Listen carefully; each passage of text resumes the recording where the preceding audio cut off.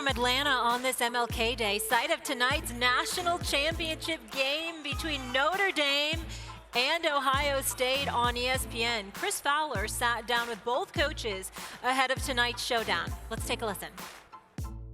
Guys, congratulations. Last two teams standing after the longest season and postseason in the history of big-time football. Marcus, on your side, you've already won two big bowl games. Confetti has fallen. That's a big deal for Notre Dame lately, yet the job's far from done. What has it taken from your group? It's so funny. I always say the journey's never how you foresee it on the front end. And, you know, week one with the highest of highs of beating Texas A&M, a huge win to the following week, the lowest of lows. And, you know, there's things that happen that teach you lessons, and you have to be able to handle success. And now as you get ready to play a great opponent, you know, you can't ask them to do something they haven't done before. Redemption has been a cool theme to see. You mentioned Northern Illinois, Michigan, both cases a loss that shook the faith of a lot of the fans, but apparently didn't shake the faith of your teams. In what way was that loss maybe essential fuel to be sitting here today? Yeah, I think about what we talked about, that foundation along the way. Those storms are going to come. And when you play the game of football, you learn a lot about your team when you go through adversity. And how you come out of that in the back end is what really matters. All right. No one's been covering those programs closer than this guy, Desmond Howard from College Game Day. And I already saw Des. I saw Saturday morning putting in work on that Peloton. Exactly. That's going. Just put in work on the treadmill. We're trying. That's right. We're trying out here. No spring chickens. No. Des, what are you most looking forward to tonight? Well, you know, Chris Fowler, he said it eloquently. This has been the longest season in postseason in college football history, so I'm looking for it to be over. No, but I want to watch this Ohio State offense. It's been dynamic, explosive the whole postseason, except against Texas. Texas had a great defensive scheme to try to stop the explosives against a Notre Dame defense that's number one in the country in turnovers and in creating turnovers, and then number one in creating points off of turnovers. You see that man right there, Jeremiah Smith. Unc, I compared him to your brother just because of his size, his strength, his physical stature, and he's been incredible. So he's one guy that Al Golden, the DC from Notre Dame, is going to have to give extra attention to, just like Texas did. He only had one catch for 3 yards against the Longhorns, so you got to control him. But then this defense, man, they're for real. The Golden Domers, man, they come to play up front in the secondary. And what I love about them is they are who they are. They don't shy away from anybody. They played Georgia in the Sugar Bowl, and they took the fight to the Bulldogs. So I love the way that Al Golden has his team playing. What people start to, what they forget is that Ohio State, they went to South Bend and they played Notre Dame in 23. And they pretty much had the same footprint, offensive footprint. Like they had the explosive, dynamic, five-star receiver, Marvin Harrison Jr.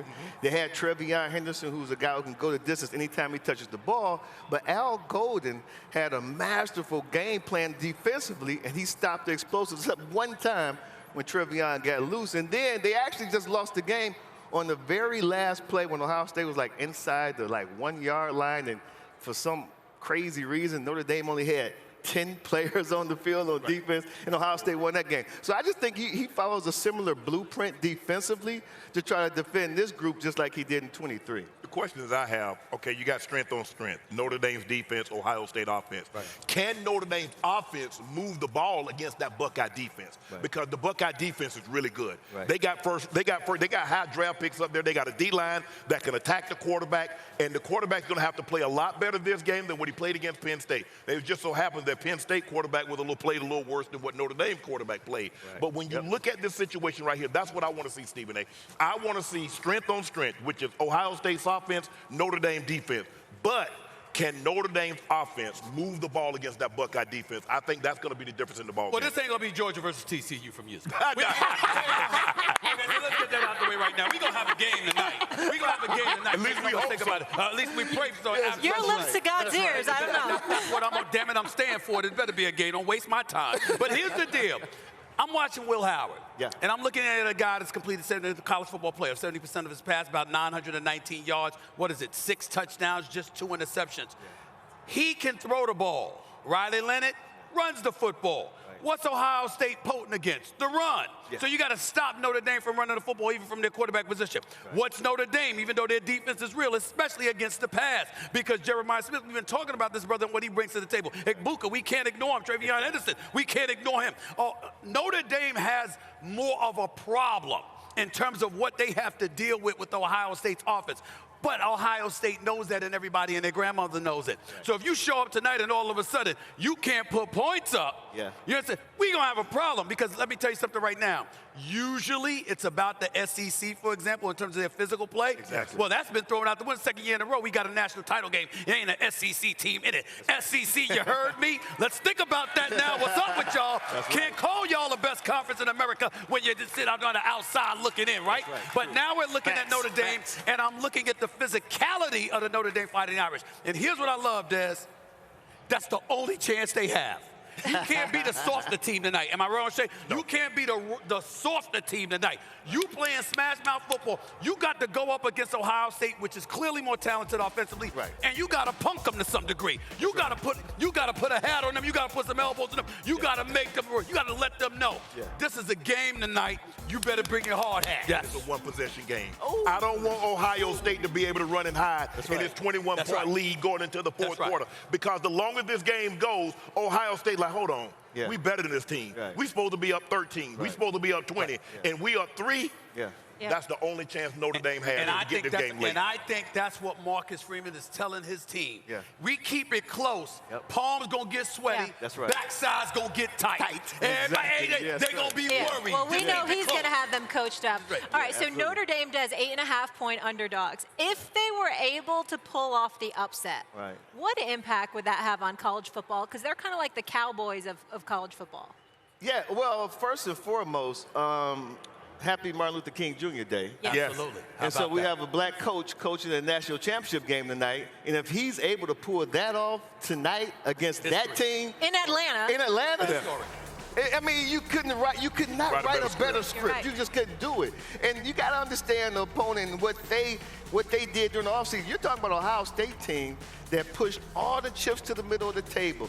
They went out and got all these high-profile guys out the portal. Caleb Williams, the #1 safety. They got Caleb Downs, the #1 safety from Alabama. Quinshon Judkins, the #1 running back from Ole Miss. Then they went and got the #1 coach in the portal, too. Chip Kelly got him to quit his job as a head coach at UCLA to be their offensive play caller. That's because they probably didn't want him, but go ahead. Yeah, well, and they put all the chips in the table. They say, listen, we're all in right now. So it would be catastrophic for them to lose this game tonight. To me, against a Notre Dame team that comes in, you're talking about Al Golden's defense. I mean, they're missing 4 starters on defense. I mean, this team comes limping in. This is a classic David versus Goliath matchup. And, Marcus Freeman and his group going to come in there with their slingshots and a couple of their rocks and see if they can pull off the upset. Yeah, this might be, you have to go back, maybe Penn State beating Miami. When they had Benner Testaverde and all that you have to go back to a situation like that, Stephen A., where a team is that decided of an underdog and they pull because what happened? Penn State got it late into the ball game. That's right.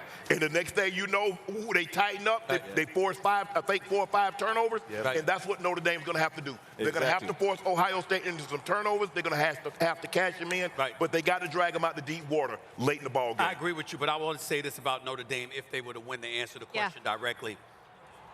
I don't understand where the hell this fan base comes from. I mean, they're everywhere. I mean, it's not quite the damn Cowboys, but when you think Cowboys, Lakers in basketball, Yankees in baseball, you're like, damn, Notre Dame everywhere. They ain't a conference. They ain't been relevant in a national title picture. They were on TV for a long time. Here's the deal.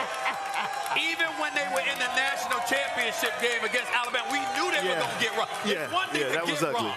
They got their ass kicked. That's right. We knew beforehand they were going to get their ass kicked. This is different. We're looking at this team right now, and we're saying they got a chance. And to not be in a conference, let alone you're not in the SEC, you're not in the Big Ten, anything like that, to win a national championship in the age of the NIL as an independent, okay, It doesn't get much bigger than that. If Notre Dame wins the national championship right now, it may change the complexion of college football as we know it permanently. Stevie Day, I agree with you, because I don't really go anywhere, and I like they got Notre Dame diplomas on their wall. I only know 2 players, like Jerome Bettis and Tim Brown. But when I go to people's homes and office, I don't see no Notre Dame players.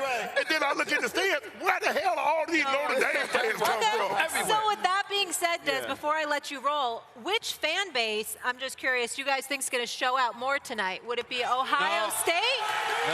Or we think it's going to be Notre Dame? Because they both travel. Yeah, they travel well, but the Buckeyes are much, much louder. It takes 10 Notre Dame fans to make them the same amount of noise as 2 Buckeye fans. Says from a Michigan Wolverine. I'm just saying, so you would know. Yeah, exactly. I know both fan bases very well. One of the greatest moments. College football. Charlie Weiss was coaching Notre Dame and invited me to the game, and I was on the sidelines for USC Notre Dame. I'd never seen anything like it. I'm just saying this, Ohio State, they going to represent their team, no doubt. But I have no doubt Notre Dame fans are going to be in the house. I'll give you the final I got one more thing to tell you guys. You know, when we travel around, you have random people coming up to you talking to you. This has been the first time I have ever heard random people come up and say, you know what, I never really liked Notre Dame, but with that coach they got now, they're very likable. He's won a lot of fans over who never even liked Notre Dame. And nobody has ever said this, but I'm going to say this. If you're the Boston Celtics, Notre Dame winning might confuse people a little bit because they got the leprechauns running around in Boston and everybody. Who is it? Notre Dame or the Celtics?